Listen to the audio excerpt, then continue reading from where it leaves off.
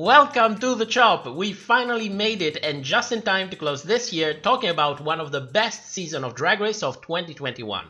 Which is nice for a change. I mean, let's be honest, I've been bitching about shitty production for a while now, and it was really time for a good season to come along. It's not perfect, nobody's saying that, but it was really good. And before we begin, remember the usual: like, comment, subscribe, all the good things. Share the video if you feel super sassy, and remember there will be spoilers here, but not as many as you would expect. I left a ton of things out, hoping that you will still have a little bit of a surprise if you decide to check this season out, and you definitely should check this out, because the season is so good that even knowing who wins what will take nothing out of the joy of watching it.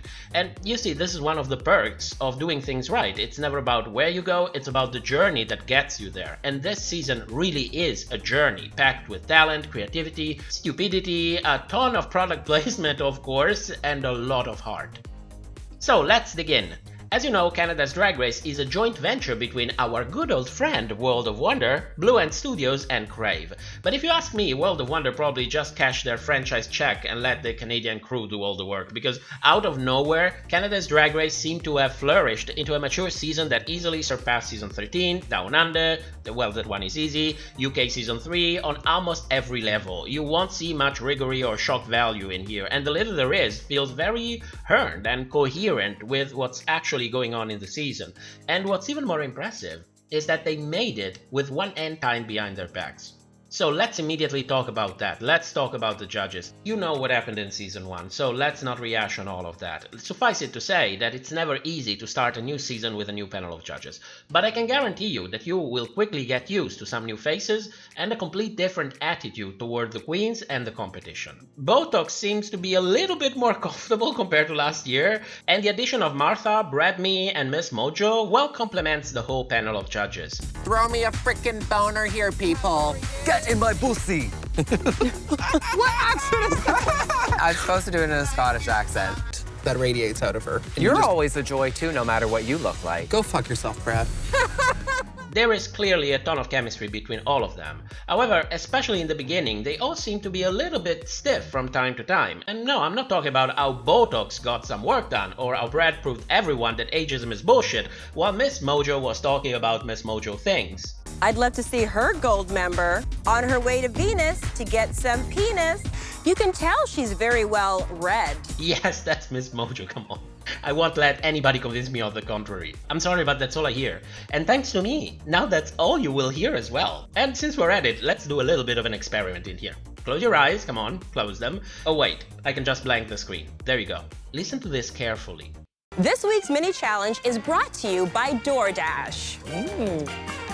You're gonna need to show us all that's good in your hood. Working in 2 teams, you'll write and record original lyrics about coming out the good side of a bad breakup.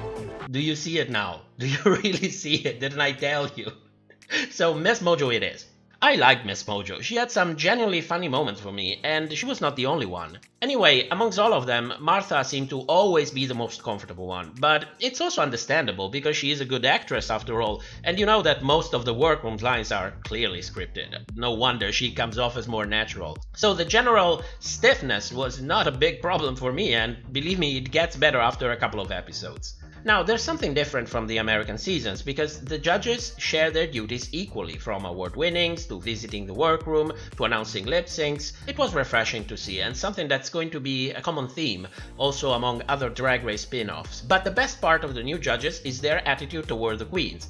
Instead of delivering these excessively negative critiques that more often than not come off as personal judgments and have more to do with storylines and elimination order than actual performances, and yes, I'm talking to you, RuPaul, on Canada's Drag Race, the judges take turn in delivering actual valuable feedback. Yes, I know, it sounds crazy, but believe me, it's actual feedback on how the queen's art and performances match the challenge. What worked, what didn't work, why, and they never minimize their effort or their actual talent. And it was an incredible improvement compared to last season, but also compared to every season of Drag Race that aired since Season 9. The judges in here found the sweet spot in delivering actual critiques without sounding like patronizing assholes or giving out the impression that they're all on an acid trip. You use the solo cups and not only cut them up to make this really gorgeous detail. Your creativity is definitely there, but I wanted to see just a little bit more drama. Corsetry is amazing, but it kind of stops on the bottom. When you were walking, it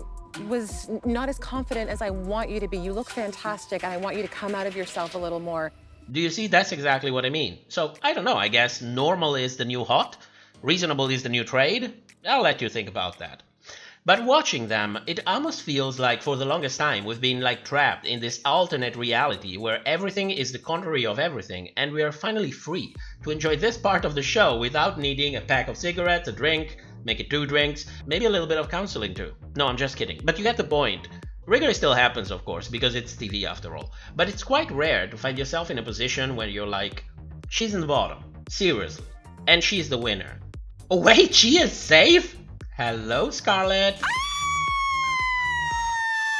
And I was like, oh my god, is she gonna do it again? It's so funny. Much like UK Season 3, Canada's Drag Race also features the return of the mini challenges. Do you remember mini challenges? You know, that forgotten art that disappeared from the US season.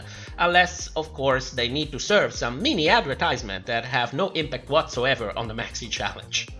And if they don't have anything to advertise, we just move on to the Maxi Challenge. Move on, people. Nothing to see here. It's not like we've become lazy in the production room. For the first time in Drag Race history, and this is a shocker,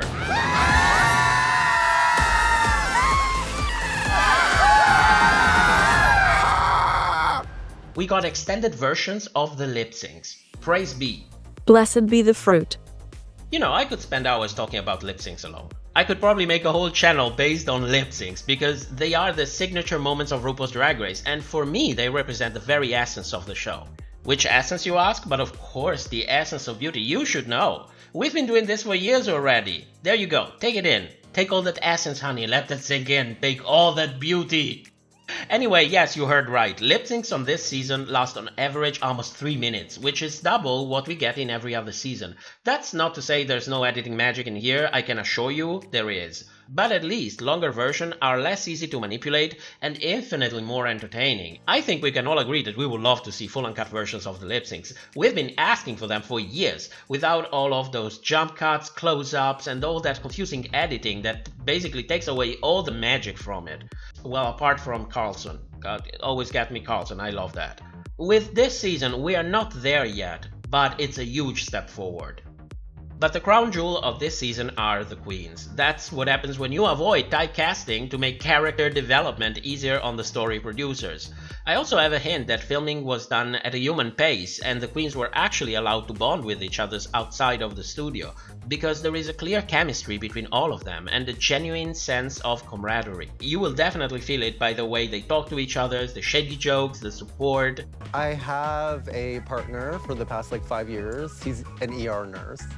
Ooh, really nice. Yeah, he's really cute. Mine is a love doctor. him. So. Huh? Mine is a doctor. So. Okay, okay. I didn't know this was a competition. Dropping dead. Not the black one first. Oh my gosh, Pythia's head over there. Oh my god. Oh my god! So freaked out by that. It's missing a head though. Yeah, we're all missing some head right now. Who wants to have a slumber party? No one? Okay. Extra special guest judge, Hollywood heartthrob, Connor Jessup. Oh my god. Oh, come on, daddy. Wait. Daddy? Connor Jessup? Elsa! Come on! My English is not very good, and neither is this accent. Thank you. When you threw the bag, it almost hit her. How close was it? The ball slapped her face. Your time's gonna come, Gia. Yes. Patiently waiting. I don't know about that, but next topic. Yeah. See how no one's laughing? Oh my god. So you think this wig is free? Well, we're all gonna try it on afterwards. So yeah. When Eve puts it on, it looks really flat. Like somehow. It's genuine. That's what genuine human interaction actually looks like. And that's not something that would ever happen while being overworked for 2 weeks and forbidden to talk to each other unless those cameras are rolling. All these queens are fantastic on screen, and I mean no shade to anyone, but they all have these big and unique personalities, and they are not afraid to showcase them. No one is walking on eggshells here, or running back and forth in the workroom like a deranged person, blabbing about sisterhood and counseling with Mama Ru. And with petty drama and fakeness at their minimum, I can guarantee you that by the end of this season, you will fall in love with all of them. Well, most of them, since Monday Matt was a little bit of a mixed bag, but we'll talk about that in a moment. Spotty! What's happening? Who said that? Who was your favorite queen? Leave me alone. I don't feel safe. I don't feel safe. Okay, we'll get back to Spot later on. Now, at the start of the season, I must admit it, episode 1 left me a little bit on edge. First of all, can we have a season of Drag Race without a big girl getting injured? Is it like too much to ask? I mean, look at that set. There is clearly not enough foam to allow for a big girl to safely jump and not getting hurt. How didn't anybody see that? The moment Marina injured herself, we kind of all knew that her fate was sealed, which is a pity. With a shining personality like that, I was honestly expecting to see her last much longer in the competition, possibly even to the top. Instead, she kinda left abruptly with no apparent reason, other than maybe cover up the fact that she wasn't fit to compete anymore. What I loved about the first episode was the sewing challenge, you know, in classic Drag Race style. But I was kind of surprised by the final outcome. I mean, yes, fashion is a matter of taste, and mine is a pretty questionable one, as you already should know. But for me, Weaselman won this challenge, and Monday Matt could have easily been in the bottom. Instead, they put Macbeth and Pinocchio to be up for elimination, and I was not having it. Macbeth, a big girl, great looks, big smile, against Pinocchio, a puppet on its journey to become a real boy, who dresses up as a real girl. It literally tore my heart to pieces. Well, no it didn't, but it was kinda hard. And in a good way. Not that way, maybe another way, maybe a little bit of both. I'll just stop talking. I'm sorry, my dear, but you are up for elimination. Macbeth, seriously. Gia Metric, I'm sorry to say, but you are up for elimination. Pinocchio! Speaking of challenges, it was refreshing to see a Rusical without autotune. Can you believe that?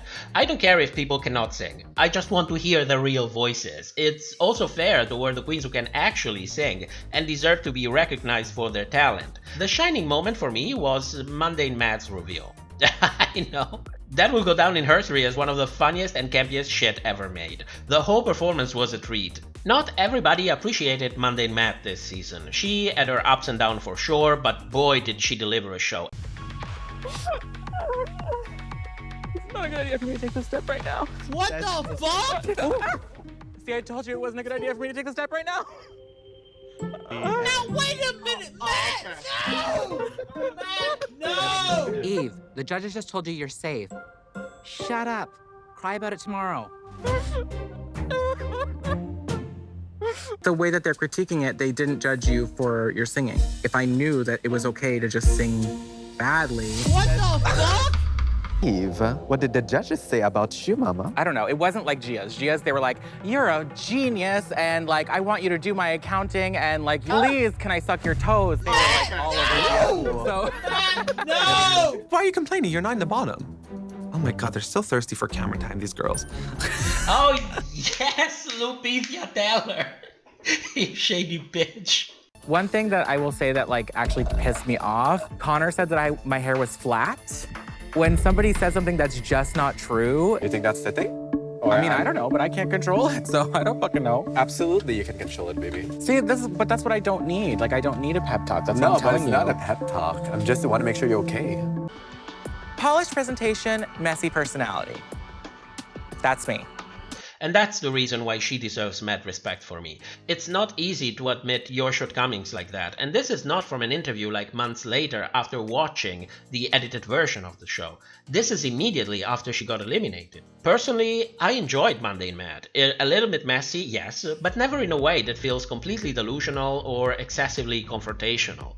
Moving on to the other challenges, we also have one acting challenge this season, and it's a very good one. For me, acting challenges are kind of overused in the US season, maybe because they're so easy to manipulate, but you know, I could even compromise with that. If they weren't so poorly written, badly shooted, terribly edited, you know, it's just a train wreck. But this is a real treat. So many tales, those handmaids. I will be watching Handmaid's Tale the minute I get home. Character description is quite stern.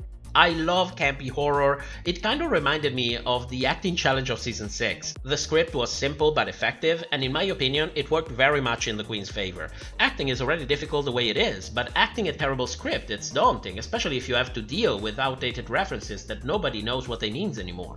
I especially love the shaded RuPaul. The making fun of the mirror moments, the inner saboteur, it was savage, and I loved it. But that wasn't RuPaul.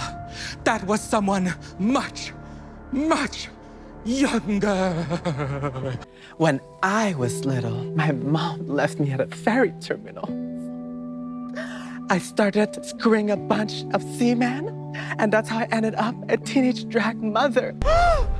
Baby! Mama! Baby! Mama! Baby!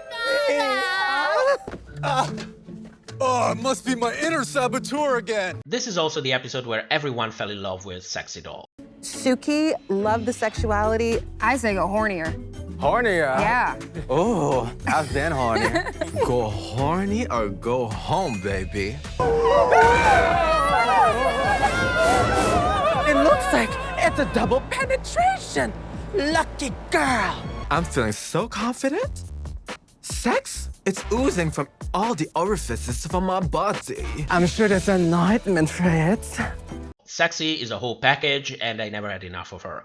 Jokes, timing, mannerism, her ability to make fun of herself while also being realistic and very down to earth made her really a joy to watch. Body, it's gonna be draped in bias, and then she's gonna go flowy, and then it's gonna cut, and it's gonna go show the skin. It's gonna be a mesh, and then it's gonna be metallic. Okay.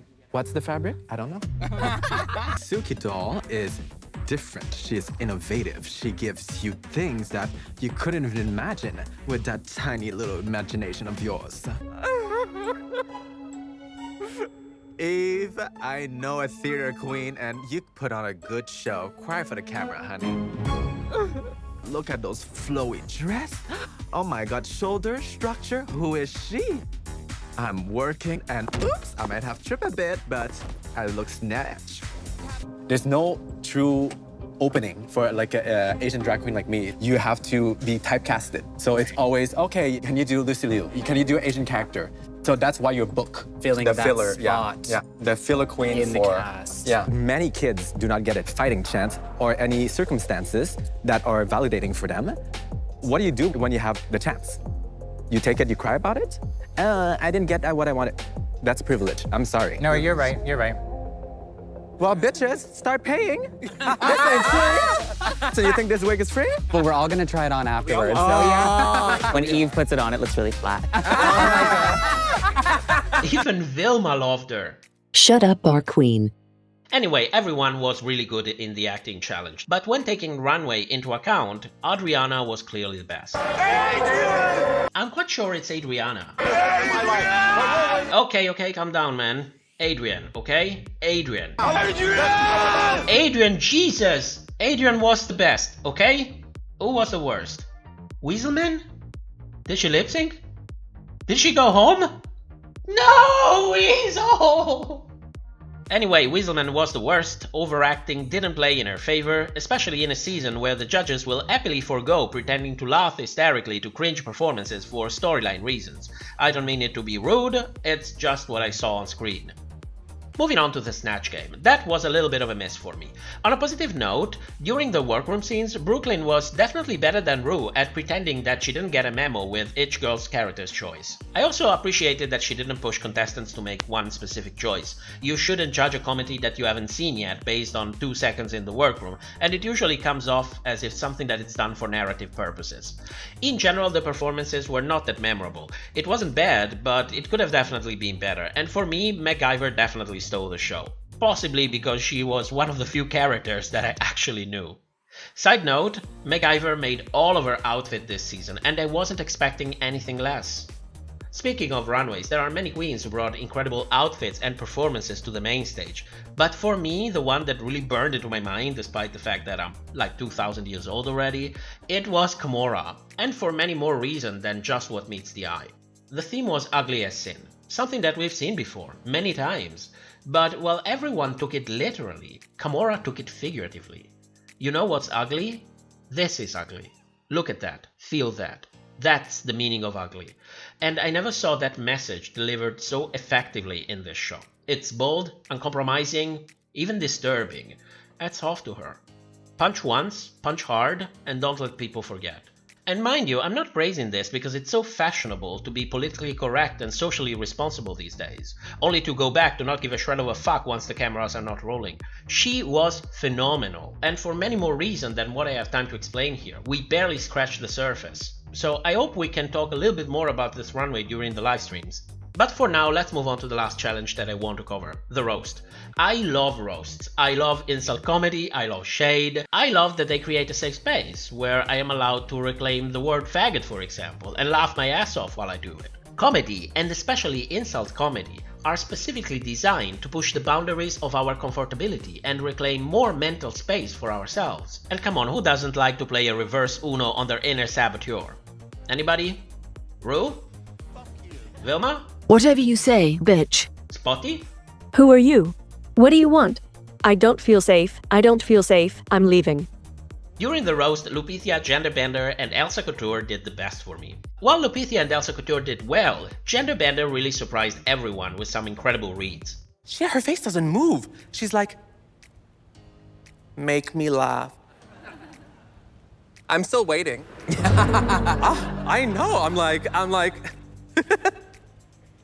you're not laughing? Well, you know what? We weren't laughing with your Snatch Game either. Could you imagine this pack of bulldog-looking heifers running around loose in the world? They are the reason we spay and neuter our pets. Since Emma seems to enjoy playing games, let's play one ourselves. I'll give you all 5 seconds to Google, who the fuck is Emma Hunter? The winner gets Emma Hunter. You're welcome, Emma. I hope your stay here was comfortable. Whoever you are. Emma, did you know that this week I actually won the mini challenge? It's true, it was this really intense acting challenge where I had to pretend to actually know who the fuck you were when they said you were a judge this week.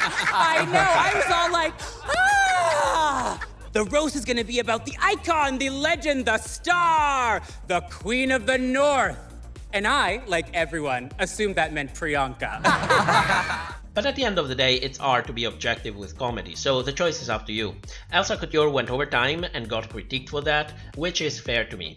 During the critiques, I also appreciated that Botox took some time to avoid misconstruing failed jokes as personal attacks. RuPaul, take notes again, please. A lot of the jokes seemed mean-spirited. Don't get upset. I'm not offended. I'm fine. It's absolutely terrifying not knowing the lines of crude, cruel, witty. It's this dance you have to do. Was it a little harsh at times? For sure. But the one thing I really loved was your commitment. There is so much done right this season. I'm almost shocked. I don't know how will we be able to watch season 14 after this. I'm not sure I can go back to queens walking on eggshells, critiques, villain edits, riggory, and the general sense of surreal that's become signature of the U.S. season. So, I don't know, I guess we'll have to see. Let's ask the Mousies. I don't think the Mousies are going to collaborate anymore. Anyway, as you might have guessed, my favorite queen was Pinocchio. I was instantly drawn to her since the very beginning of the season. The personality, the looks, the attitude, everything just clicked for me. Bitch, I'm literally standing here about to lip sync for my life, and all I can hear is this like howl in the back.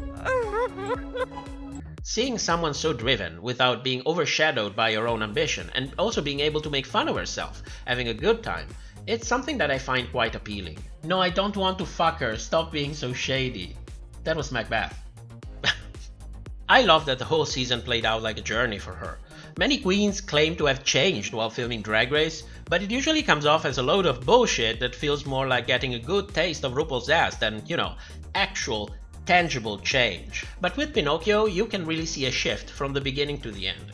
She started the season with a little bit of a cocky attitude, and after her expectations got inevitably crushed, she slowly found her footing with a more humble but always cheering attitude. And by the end of the season, Pinocchio really managed to become a real boy.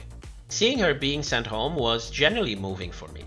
I'm usually a cynical piece of shit when it comes to people crying on TV, especially on this show and especially when it happens out of nowhere. But in here, all I got from her was just this profound sense of sadness, and maybe even something more behind that. accomplishment, pride. It might have been in the way she tried to hold back. You know, don't make a scene, be composed, be your best self. I was left speechless. No. Oh. Don't tear up, baby, don't tear up. Gia Metric, you are one fierce queen. No matter what shape you take, you'll always break the mold. Yes, I will, honey. Yes, I will. Now, sashay away. To be here is a dream come true, and this is not the last of me. I got to show the world Gia Metric, which is so cool. And there you have it. Pinocchio is not Pinocchio anymore. Meet Gia Metric, ready to take over the world and become a recurrent meme on this channel. Thank you so much for watching, and thanks to our patrons for supporting the channel. If you would like to support our work, you will find a link in the video description. I'll see you very soon for the review of Drag Race Italy, and back on livestream every Sunday during season 14. See you soon, and have a great week. Diamond drills, high pressure on. That gold show suits you. Bump it for me, yeah. You frack it well. Rigs work non-stop all day long, filling barrels with crude oil.